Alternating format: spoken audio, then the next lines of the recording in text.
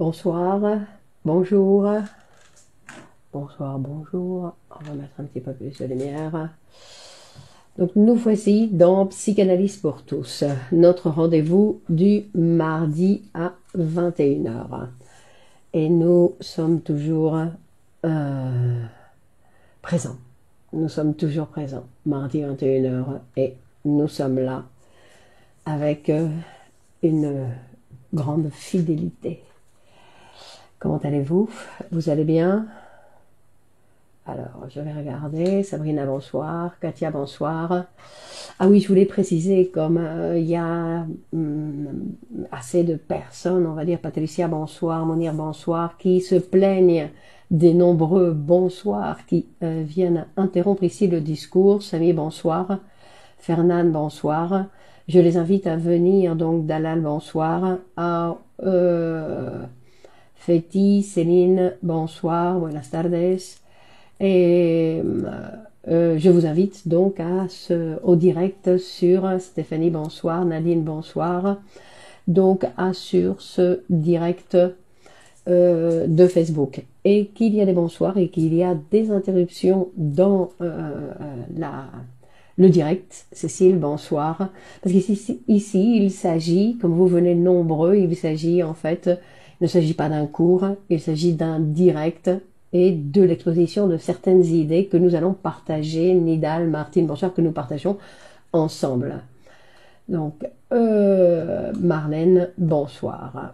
Donc, je voudrais aller voir, moi j'aime bien vos bonsoirs, que cela montre que vous créez un lien avec les gens. Olivier, bonsoir. Bonsoir Olivier. Donc... Et Dikra, bonsoir. Shams, bonsoir. Karima, bonsoir. Farida, bonsoir. Donc, ce soir, nous nous sommes proposés, comme vous l'avez vu pour le titre, de Fanette, bonsoir. Sandy, bonsoir. Nous nous sommes proposés de parler des maux de tête. Marie-Laure, bonsoir. Afa, bonsoir. Annick, bonsoir. Michel, bonsoir. Et Jalel, bonsoir. May, bonsoir. Donc, qui n'a jamais eu de mal de tête? Est-ce que vous connaissez quelqu'un qui n'a jamais eu de mal de tête? Ou vous-même, est-ce que vous n'avez jamais eu de mal de tête? Carole du Québec, bonsoir Carole. Bénice, bonsoir. Donc ici, nous sommes dans le monde de la francophonie. Donc je m'appelle Clémence Lenis et je suis psychanalyste de l'école de poésie et psychanalyse Grupo Celo à Madrid. Donc c'est un direct qui cherche à diffuser, puisque c'est une initiative de l'école, qui cherche à, Damien, bonsoir, qui cherche à diffuser les informations que nous a laissé Freud, les découvertes de Freud et de ce monde psychique, puisque lui, il nous a présenté l'appareil psychique dans toute sa complexité. Et il nous a bien dit que c'est l'appareil psychique qui, Jean-Philippe, bonsoir, de Belgique, bonsoir. Donc c'est notre appareil psychique qui surdétermine c'est l'inconscient qui surdétermine le fonctionnement de l'appareil psychique, et l'appareil psychique, dans tout son fonctionnement, c'est-à-dire surdétermine une partie de notre vie, parce qu'il y a d'autres éléments qui vont surdéterminer aussi notre vie. Donc, pour ceux qui désirent participer à un cours sans interruption avec des bonsoirs qui vont accompagner donc le direct, il y a un nouveau cours qui commence dimanche, un nouveau cours très intéressant qui va faire référence en gros, on va dire, à l'origine de la culture.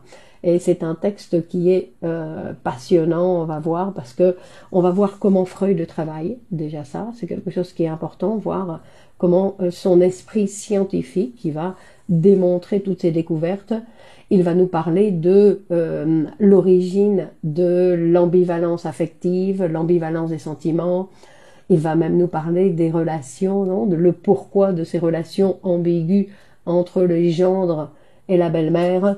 Il va nous parler de l'interdiction de l'inceste, de l'origine de l'interdiction de l'inceste et de la crainte aussi de l'inceste. Pourquoi des tabous? Il va même faire référence au TOC. Et c'est un cours donc très intense et très complet. Et vous pouvez donc vous pouvez donc vous inscrire, on va dire, vous pouvez donc vous inscrire sur le lien qui est sur la page. Voilà, donc effectivement, Hakim, les maux de tête, les céphalées, les migraines sont des sensations désagréables. Donc personne n'a dit, Sandrine, bonsoir, personne n'a encore levé le doigt en disant que il ne connaissait pas ce que c'était qu'un mal de crâne, un mal de crâne. Eh ben oui, puisque en fait les maux de tête touchent le refoulement des affects provoquerait des maux de tête. Donc, on va voir qu'il y a, donc, on parle par exemple de 90% de la population qui, à un moment donné ou un autre, a souffert de maux de tête. Et d'un autre côté, Anaïs, bonsoir, et d'un autre côté, il y a 40% de la population qui vivent les maux de tête comme quelque chose de récurrent, de périodique, et qui est un véritable obstacle. C'est-à-dire que face au mal de tête, ils sont obligés d'interrompre le rythme de leur vie, parce qu'ils ne peuvent pas continuer face à une migraine, la douleur, et il y a un blocage, on va dire, dans la douleur qui fait que le sujet doit interrompre, il ne peut pas aller travailler. Après, il y a d'autres maux de tête qui sont des maux de tête, Anan, bonsoir, des maux de tête plus constants et qui peuvent nous accompagner comme ça pendant des jours et des jours. Un léger maux de tête ou selon les degrés. Bon. Et que le maux de tête est donc une affection tout à fait commune. Et Marie-Noël, bonsoir. Donc, c'est des maux de tête. Pourquoi les antalgiques ne soulagent pas dans certains cas? Effectivement, Céline, c'est ce qu'on va voir un petit peu. Donc, les maux de tête peuvent commencer dès l'âge de 10 ans, dans certains cas. Mais dans la majorité des cas, elles commencent à la puberté. C'est à la puberté que les douleurs de tête vont apparaître. Et en fait, c'est une douleur particulière, c'est-à-dire que c'est une douleur pulsatile qui va comme battre dans la tête, non, et qui est accompagnée par d'autres symptômes. Donc il n'y a pas simplement le mal de tête, sinon qu'il y a aussi des nausées, il y a des phénomènes oculaires, c'est-à-dire des douleurs dans les yeux ou des problèmes de vue. Et ces phénomènes oculaires peuvent apparaître, par exemple, parce que dans le mal de tête, il y a un phénomène qui est particulier, c'est-à-dire qu'il y a Mokran, bonsoir, il y a un phénomène qui est particulier, c'est-à-dire qu'il y a des signes qui vont aviser on va dire, de l'attaque, de la crise, de la migraine, qui vont prévenir le sujet. Et chacun, ceux qui ont l'habitude de souffrir de maux de tête de façon récurrente, ils connaissent un petit peu les signes qui viennent les aviser, donc, qui viennent prévenir de l'arrivée de l'attaque. Les accès en général sont bien évidemment d'une durée tout à fait variable. Elles peuvent durer entre 4 et 8 heures, les migraines entre 4 et 8 heures, mais parfois, les céphalées, mais parfois ça peut durer des jours. Il y a des sujets qui se retrouvent avec des jours avec une migraine.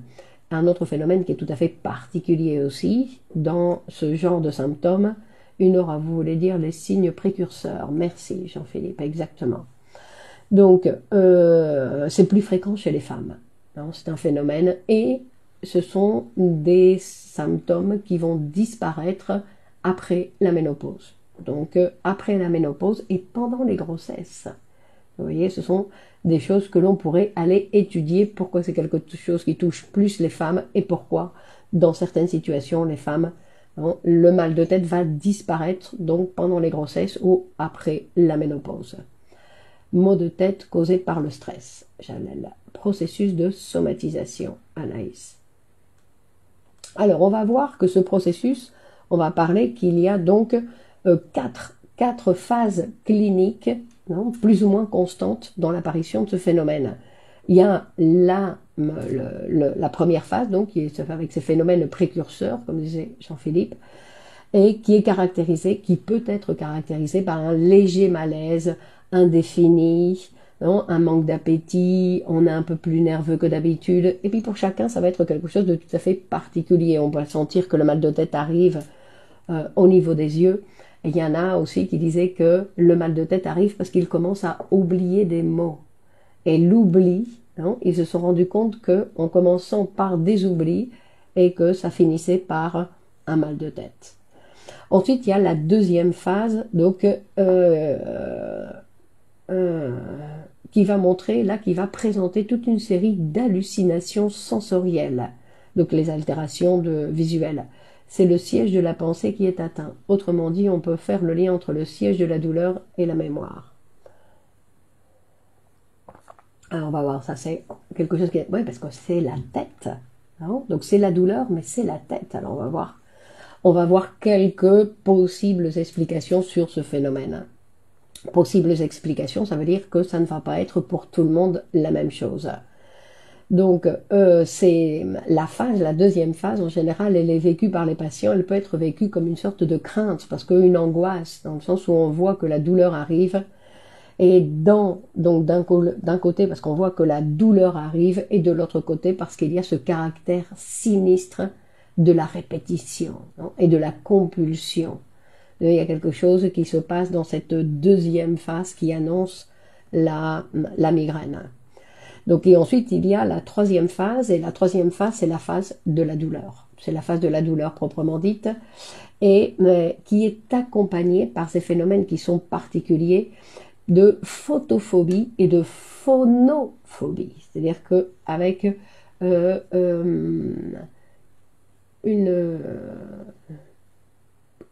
comme si la douleur provenait de la lumière et du bruit. C'est quelque chose, donc il y a une tendance à vouloir s'éloigner de la lumière, de rentrer dans l'obscurité et de s'éloigner du bruit. Donc on disait que cette douleur peut être accompagnée d'autres symptômes comme des nausées et peut être aussi accompagnée par des vomissements. Il faut savoir que les vomissements, quand le sujet va vomir, les vomissements augmentent la douleur. Et ensuite, il y a la quatrième phase qui est donc l'inconscient choisit donc le symptôme le plus proche de la réalité pour s'exprimer. Le plus proche de la réalité. La quatrième phase, donc qui est la phase finale, avec l'arrêt de la douleur. Alors aussi, il y a là aussi quelque chose qui va être particulier, c'est-à-dire d'un côté, il va persister certaines douleurs musculaires, avec les contractions qui nous ont secoués pendant la migraine, et à côté de ça, une grande énergie qu'on appelle hypomaniaque, comme une sorte de libération, puisqu'on vient d'être libéré quelque part, une douleur qui nous a enfermés, et donc il y a un état de dire, nous allons faire la fête, je n'ai plus mal, on peut commencer la fête. Alors ce qui est intéressant à signaler, bonsoir Dalal, ce qui est intéressant à signaler, c'est que dans la masse encéphalique, il n'y a pas de récepteur pour la douleur. C'est-à-dire que le cerveau est insensible à la douleur. Paola, bonsoir. Donc vous voyez, ça c'est quelque chose de tout à fait curieux, c'est-à-dire que nous avons mal à la tête et pourtant le cerveau est insensible à la douleur. Donc il ne s'agit pas exactement du cerveau. On va voir que la migraine est produite par une vasodilatation. C'est-à-dire que ce sont les vaisseaux sanguins qui vont se dilater, par un flux sanguinaire cérébral qui va conduire à une altération fonctionnelle d'une partie du cerveau. Et qui sont provoqués, bon certains disent, Elisabeth bonsoir, par des facteurs neurogènes chimiques. Sur le plan physiologique, un manque d'apport en oxygène et substances énergétiques présente un déséquilibre qu'il faut réajuster. Donc on va voir effectivement que dans le cerveau, il y a encore quelque chose qui est très intéressant, c'est-à-dire que le flux sanguin du cerveau, la masse, ce n'est pas une hystérie. Donc on va faire la différence justement avec l'hystérie, parce que ce n'est pas une hystérie. Alors attendez, là vous commencez à conseiller de consulter un neurologue pour exclure un trouble neurologique, encéphalite, hypertension, intracrânienne, anévrisme. Et Hakim dit, est-ce que ce mot de tête à répétition, c'est les stigmates des sujets hystériques? Non, on ne va pas rentrer ici dans l'hystérie. Alors je répète toujours à chaque fois, il faut écouter le patient pour savoir de quoi il s'agit. Mais ici, on va plutôt s'intéresser à la migraine comme d'un phénomène psychosomatique. Alors c'est un phénomène, on va voir que les phénomènes psychosomatiques ont une particularité, c'est qu'il y a lésion. Le phénomène psychosomatique, la maladie psychosomatique produit des lésions dans le corps, non? Une ulcère. Par contre, on voit que c'est les couches qui protègent et entourent le cerveau, les méninges, qui font mal dans les maux de tête. Donc on va voir que dans la maladie psychosomatique, on va voir que c'est quelque chose qui est plus en relation avec la névrose d'angoisse. Hein? Donc en tout cas, celle qu'on va voir aujourd'hui. Ça ne veut pas dire qu'il n'y ait pas des maux de tête qui ne soient pas en relation avec l'hystérie. Alors, donc je disais qu'il y a cette particularité, c'est que de notre cerveau, c'est que la masse encéphalique, en fait, elle représente seulement 2% de la masse corporelle. 2% de notre masse corporelle. Et pourtant, le cerveau consomme 20% du volume cardiaque et de l'oxygène que nous allons absorber. Est-ce qu'un problème psychologique peut être à l'origine des maux de tête? Donc, ce qu'on va voir, hein, Samy. Bon, c'est pas exactement un problème psychologique, sinon que ce qu'on va voir, c'est que plus qu'un problème psychologique, c'est une manière d'être en relation avec certaines situations du sujet. C'est-à-dire qu'il n'y a pas le problème, ce serait comment je suis en relation avec moi-même. C'est ça qui va produire le mal de tête.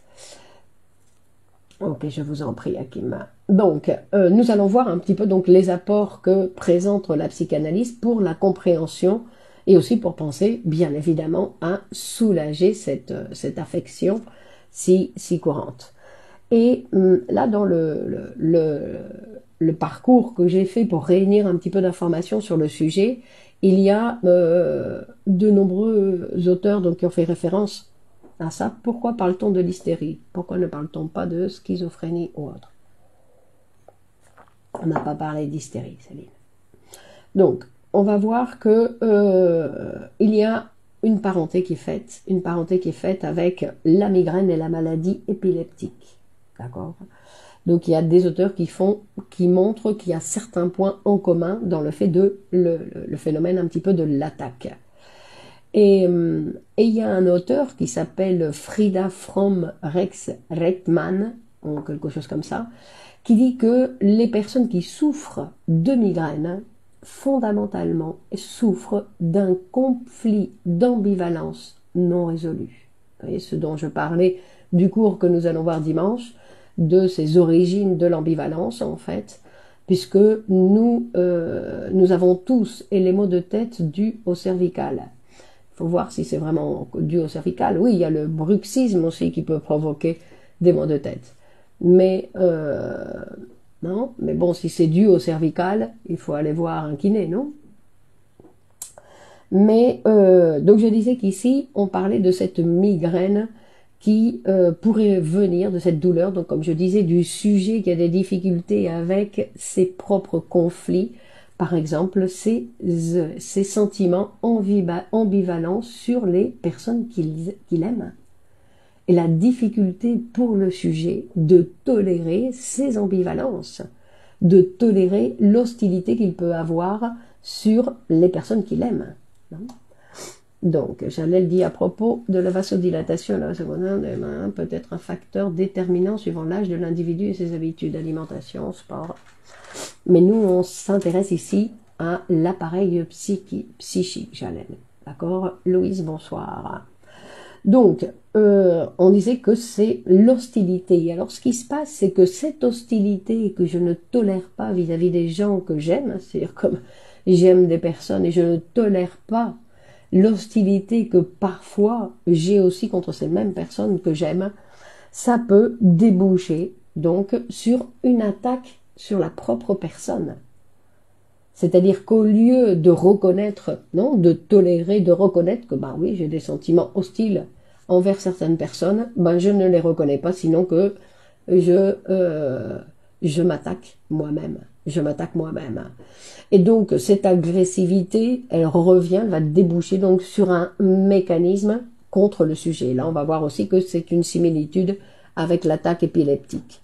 Alors, pourquoi l'attaque se fait au niveau de la tête? Ça, c'est quelque chose aussi qui est intéressant. Pourquoi on va choisir? Parce qu'on pourrait, Daniel, bonsoir, on pourrait attaquer d'autres d'autres parties du corps, non? Pas avec cette agression. Donc, pourquoi attaquer la tête?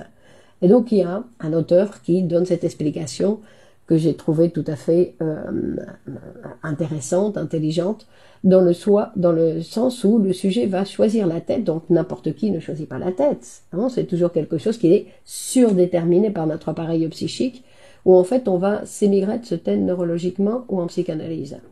Ces migraines dont je parle là comme maintenant en psychanalyse, fait-il. Donc le choix de la tête, il va dire, c'est en fait vient parce que le sujet considère que c'est la partie de son corps, on va dire, la plus narcissiquement valorisée. Ce qu'on appelle la tête, ce qu'on appelle l'intellect, ce qu'on appelle sa pensée. C'est-à-dire que c'est narcissiquement valorisé par le sujet.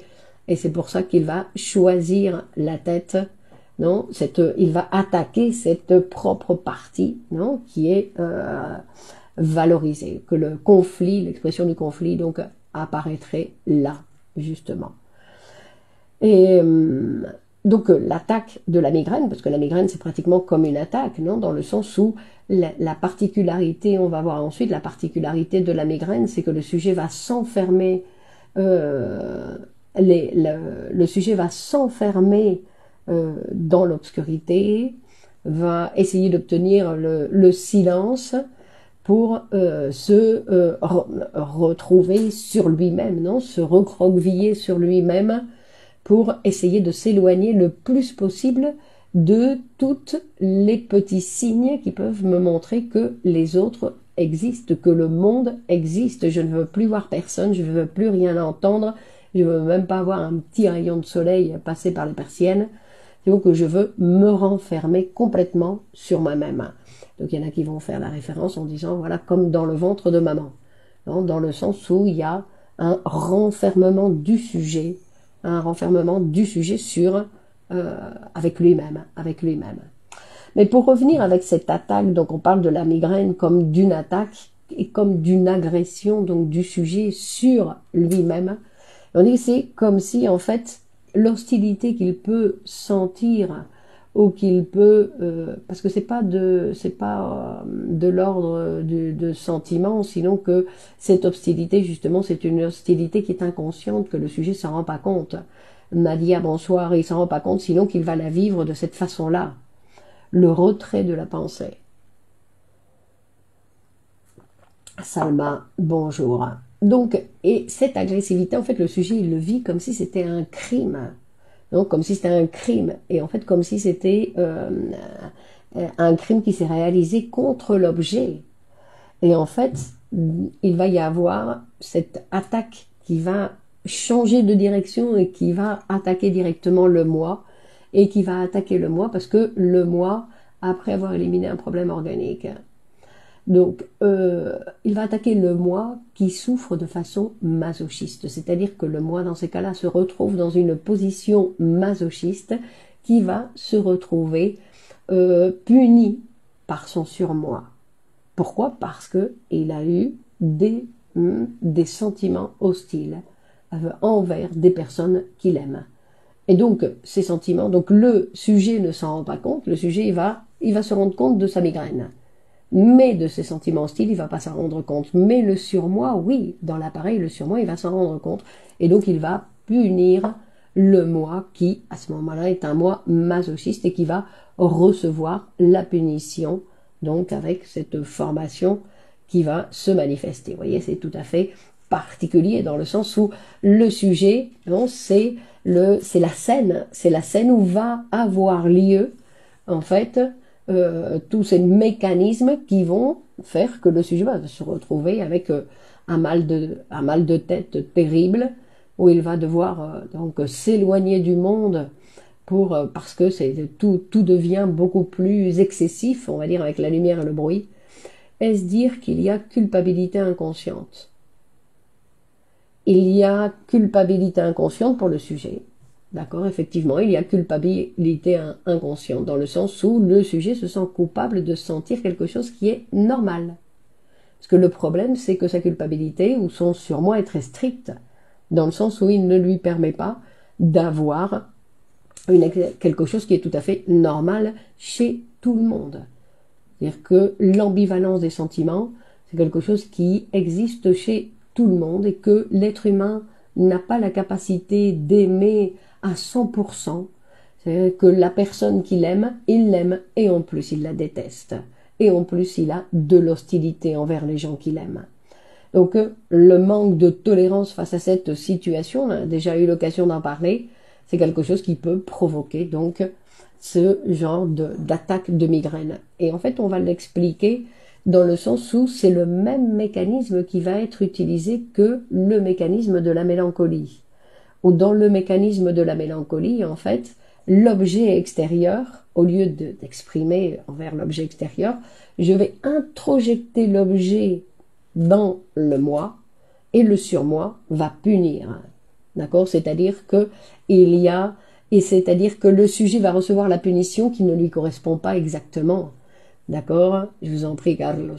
D'accord? Il va pas, et la punition, c'est pas pour le moi. La punition, c'est pour l'objet. Puisqu'on a des sentiments hostiles envers lui. Non? Donc, et que dans la migraine, donc quand on voit que la douleur que représente cette migraine qui est obligée de nous éloigner du monde extérieur, donc nous montre une sévérité particulière du surmoi. Et Freud, par contre, Annie, bonsoir, Freud, par contre, il va faire référence, donc, dans plusieurs parties de son œuvre, et il va considérer ces migraines comme des symptômes d'une perturbation de la décharge sexuelle. Dans le sens, c'est pour ça qu'on faisait référence à cette névrose d'angoisse, où la névrose d'angoisse est en relation avec la sexualité actuelle du sujet.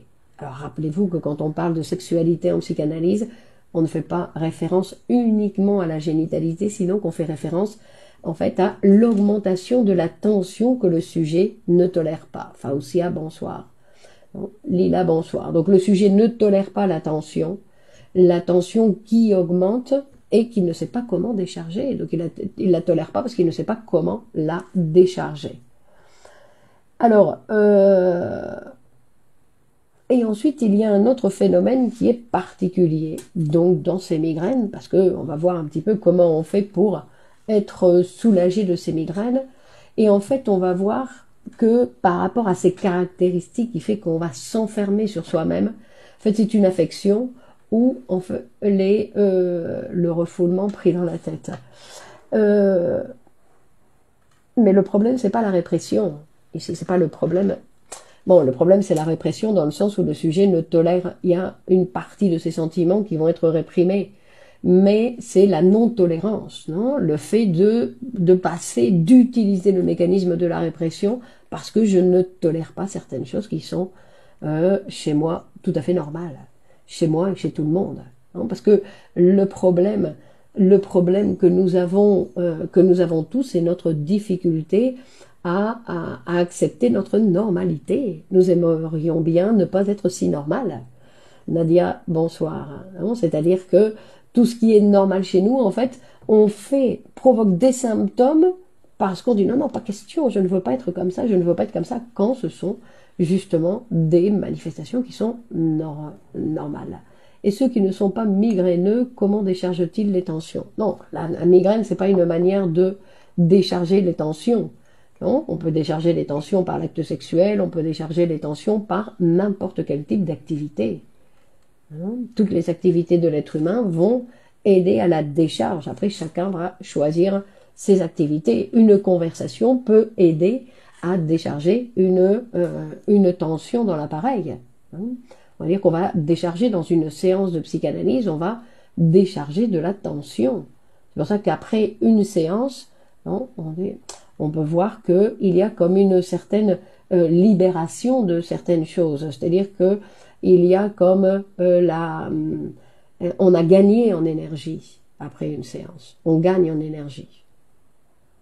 Donc je disais que ce type, les caractéristiques de cette affection font que les gens ne vont pas chez le médecin, sinon qu'ils vont essayer de s'auto-médiquer. C'est comme ça qu'on dit en français. Donc ils vont prendre eux-mêmes les médicaments. Et ici, il y a un inconvénient particulier, pas seulement parce qu'ils ne vont pas obligatoirement prendre les médicaments qui conviennent, mais parce que en fait, ils vont éliminer l'opportunité d'établir un contact avec le médecin. Cet contact, c'est-à-dire de pouvoir les demander, de pouvoir les raconter au médecin ce qui leur arrive, et qui serait un élément très important. Nicole, bonsoir, non? Parce que parce qu'on aurait cette relation de transfert, donc qui peut exister dans la relation analytique, mais qui peut exister aussi au niveau médical avec un médecin, où le sujet va établir une relation avec le médecin. Et cette relation va permettre, ou peut permettre, justement, la modification de cette manière d'être en relation avec soi-même. Donc, ça peut rentrer, c'est-à-dire que Nadia, on peut décharger les tensions en pratiquant du sport ou en écoutant le Coran, pourquoi pas. Sabine, bonsoir. Parce qu'on va voir que dans la relation de transfert, on dit, et au niveau de la médecine, c'est comme ça aussi, la névrose d'angoisse proviendrait d'un conflit entre le moi et le surmoi. Non, pas obligatoirement. Mais ça, c'est la névrose en général, non? Lila, bonsoir. Est-ce qu'il y a une relation entre le café et le soulagement? Oui, il y a des éléments. Le café, le chocolat, ce sont des aliments qui vont augmenter. C'est pas eux qui vont provoquer la migraine, mais qui peuvent l'augmenter ou la faire sortir plus vite que prévu. Donc, je disais, quand je parlais du transfert avec les professionnels, c'est quelque chose qui est très important parce que c'est un élément, on va dire, qui va jouer, qui va participer à la guérison avec un pourcentage super élevé. C'est-à-dire que la relation que le sujet va établir avec, et je dis pas simplement avec l'analyste, sinon avec le médecin, va permettre, Anne, bonsoir, va permettre l'élimination du symptôme. Mais, bien sûr, quand la relation est propice, on va dire, à la guérison. Parce que là, il y a beaucoup de choses qui vont rentrer en jeu de la part du sujet vis-à-vis de son médecin, dans le sens où il faut qu'il y ait une relation où le sujet va, d'une façon inconsciente, avoir envie de dire « D'accord, je vais vous offrir, docteur, ma guérison ». Comme s'il s'agissait un peu d'un cadeau. C'est pour ça qu'on va voir que la relation du transfert avec les professionnels de la santé est quelque chose de très important pour le sujet, qui va participer avec un pourcentage très élevé à la guérison. Donc, le fait de ne pas avoir recours au médecin, ça veut dire que la relation va s'établir avec le médicament directement. L'augmentation des crises de migraine et le décès d'une personne chère. Je ne sais pas, Fauci, il faudrait voir. Mais c'est tout à fait possible, non? C'est tout à fait possible quand, d'une manière ou d'une autre, par exemple, le sujet se sent responsable de la mort de cette personne. Non? Que quelque part, il a à un moment donné de sa vie, non? Ça lui est passé par la tête de désirer la mort de cette personne, par exemple. Et pourtant, il y a des médecins qui déconseillent de prendre une tasse de café pour soulager une migraine. Oui, bien sûr, c'est ce qu'on disait, Nadia. C'est quelque chose, non? Que le café, c'est quelque chose, c'est un excitant comme le chocolat, et c'est quelque chose qui ne va pas, provoquer, donc je disais la migraine. La migraine est provoquée par une situation psychique, mais qui ne va pas l'aider, c'est-à-dire qu'il va la propulser. Donc, je disais que le problème, c'est que quand il n'y a pas de relation avec le médecin, la relation va s'établir directement avec le médicament. Donc, vous vous rendez compte, avec le médicament. Et donc, le médicament, bien évidemment, va tranquilliser la situation, mais seulement un petit peu, pas toujours, et en plus il va tranquilliser une partie, puis en plus après en fait la vasodilatation va reprendre, va reprendre son cours. Donc les médicaments directement c'est pas la solution, sauf si il y a d'autres éléments, que c'est pas simplement non, la petite pastille que nous allons prendre, sinon qu'il y a un autre élément, comme par exemple la relation avec le médecin. Catherine, bonsoir. Donc on va voir que il n'y a pas de, on va dire qu'il n'y a pas de profil clinique précis pour dire voilà, ceux qui souffrent de migraine sont comme ceci. Le médicament qui pourrait représenter un tiers. Donc il faudrait étudier, ça peut être quelque chose à prendre à considérer, il faudrait voir un petit peu. Il faudrait voir donc comment il pourrait rentrer en relation, mais comment le médicament va... Bon, il faudrait étudier ça, il faudrait étudier ça. Donc on disait qu'il n'y a pas un profil précis de ce genre de patient. Donc on ne peut pas dire les personnes qui sont comme ci, comme ça, c'est ceux qui souffrent de migraine. Il ne faut jamais avoir recours à l'automédication en cas de migraine répétée. Nadia, c'est un conseil de Nadia. Et donc, mais on va voir qu'il y a quand même des coïncidences. On va voir que la migraine est associée en général avec des sujets avec des caractéristiques obsessionnelles. Alors des sujets avec des caractéristiques obsessionnelles, je ne connais pas quelqu'un qui n'en ait pas. Non, je veux dire que les caractéristiques obsessionnelles, donc où on peut tous rentrer dans les caractéristiques obsessionnelles. Donc on ne parle pas d'une névrosée obsessionnelle, on parle de caractéristiques obsessionnelles. Donc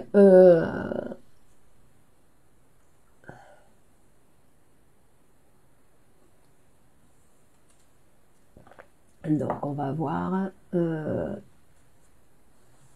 Alors attendez, on va voir, il y avait autre chose ici. Donc,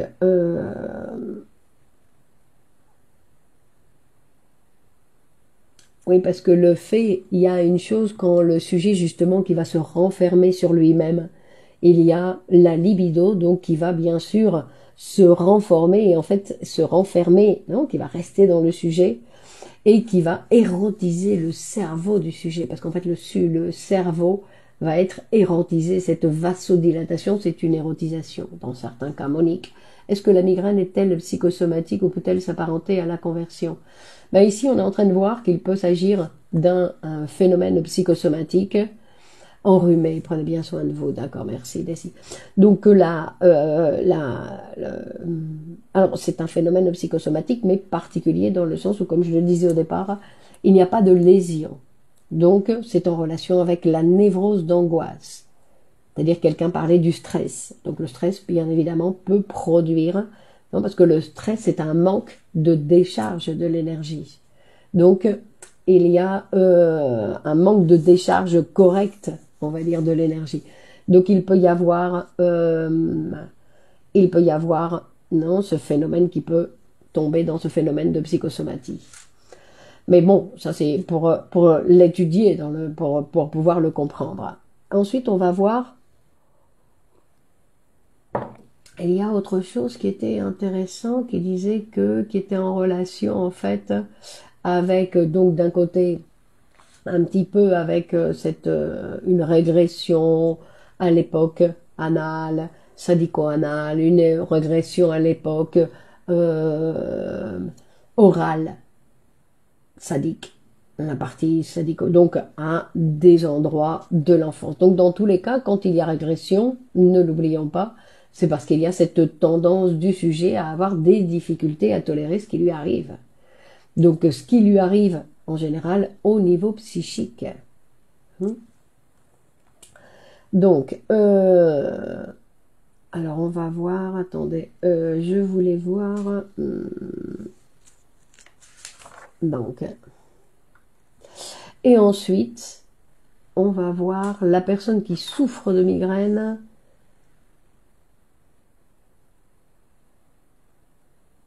Et en plus, il y a tout ce qui était en jeu avec la douleur. parce que ça aussi c'est très important, parce que vous avez vu que c'est une douleur intense, et donc tout ce qui est en relation avec avec la douleur, on avait vu que la douleur est en relation avec la culpabilité, dans la majorité des cas. Hein, donc il y a toujours cette partie qui est en jeu, c'est-à-dire la culpabilité, c'est-à-dire une position masochiste du sujet, avec un moi qui est masochiste et qui va recevoir une punition, et la punition qui va être, par exemple, un mal de tête. Donc, la personne, par exemple, qui souffre de mal de tête, on a l'habitude de l'entendre dire « j'ai mal à la tête, je ne suis là pour personne hein ». C'est la phrase qu'on entend et qui est souvent utilisée par la personne qui souffre de migraine. Hein. C'est-à-dire que les persiennes sont fermées, on ne répond plus au téléphone, on a déconnecté, débranché le téléphone, tout est fermé, donc on s'enferme dans l'obscurité et dans le silence. Et donc, on va se retrouver seul avec notre douleur. Vous voyez, quelle situation. C'est comme si c'était pour l'appareil, non? Pour l'appareil psychique, c'est comme s'il y avait en fait une grande satisfaction, non? Avec cette douleur, comme une sorte d'éclatement dans la tête, non? Et d'éclatement dans la tête de toute cette douleur qui, pour l'appareil psychique, est considérée comme une jouissance. Non? Donc, et il y a aussi, donc, dans les sevrages, on peut trouver des migraines, madame. Y a-t-il un lien avec le poids de la réalité, le sentiment d'impuissance? Pourquoi pas? Pourquoi pas? Mais en général, c'est pas le sentiment douleur, telle une rupture. Mais en général, c'est pas en relation avec des sentiments conscients. Hein? Donc les facteurs de la migraine ne sont pas liés au vécu durant l'enfance. Les facteurs de la migraine sont en relation avec ce que le sujet est en train de vivre à ce moment-là, mais au niveau psychique, pas dans la réalité. La réalité, on peut voir une situation, mais c'est pas ce qui se passe dans la réalité psychique. Dans la réalité psychique, il se passe autre chose. Non? Et donc, cette tentative, en général, on y arrive, on s'enferme tout seul, éloigné du monde, tout seul avec notre douleur. Donc, vous voyez, c'est une situation tout à fait particulière. C'est-à-dire que c'est une jouissance, on va dire, c'est une jouissance, en fait, qui est très simple, dans le sens où c'est une jouissance, on va dire, dans les bras de maman.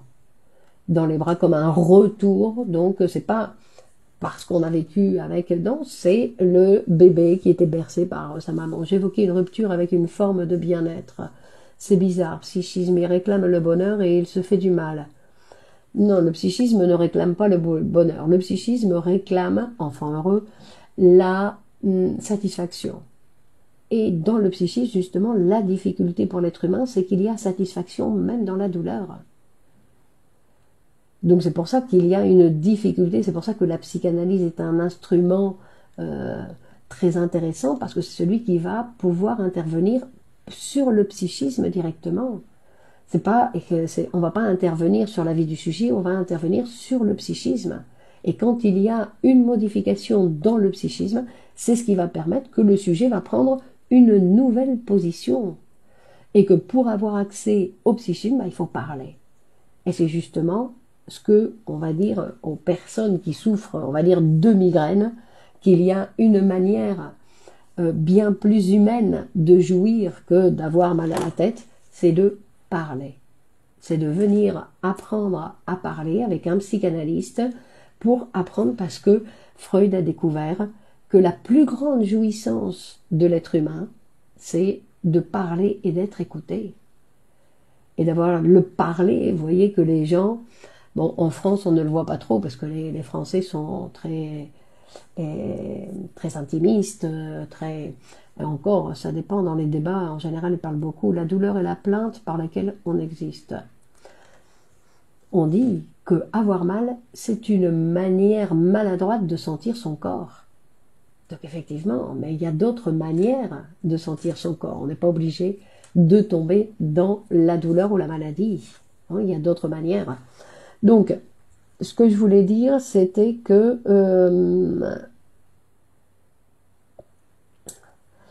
c'était que sur la jouissance de la parole.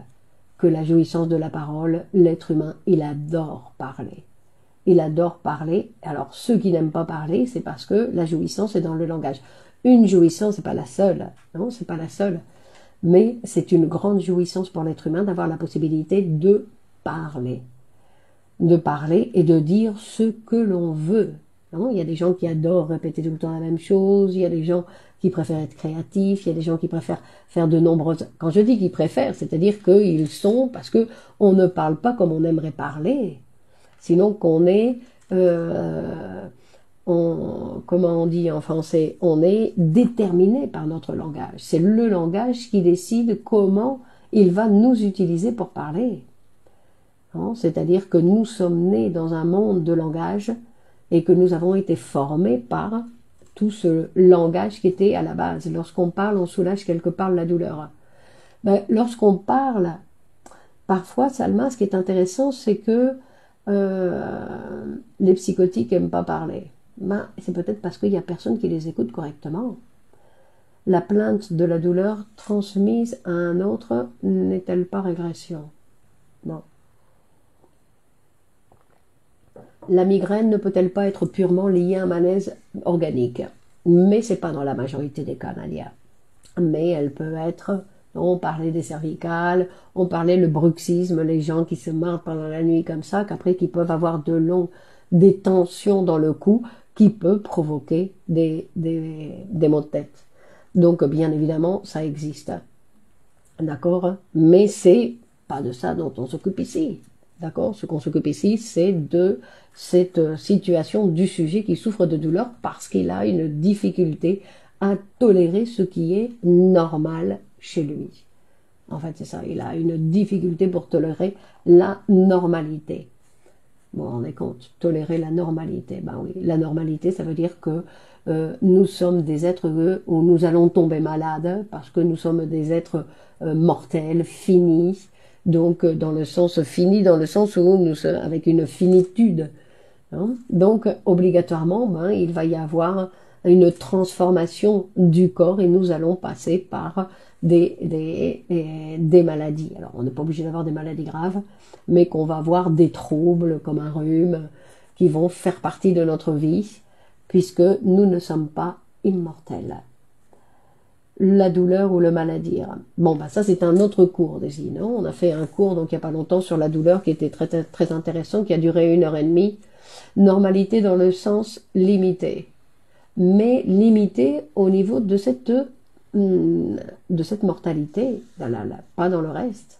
Dans le reste, les limites, on ne connaît pas exactement les limites de l'être humain. Vous avez vu qu'aujourd'hui, quand on voit le livre des records ou des choses comme ça, par exemple, on voit que l'être humain, il a des capacités pour dépasser toutes les limites qui ont été préétablies par des préjugés. Quand on voit aujourd'hui des femmes qui ont, je dis des femmes parce que c'est celles qui circulent, mais enfin des gens qui ont une centaine d'années, qui sont encore capables de faire plein de choses, qui sont encore en activité.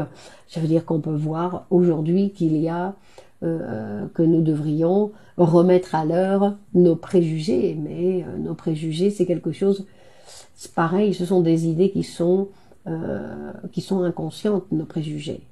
Donc c'est pour ça que c'est difficile de s'en débarrasser. Les limites se dépassent.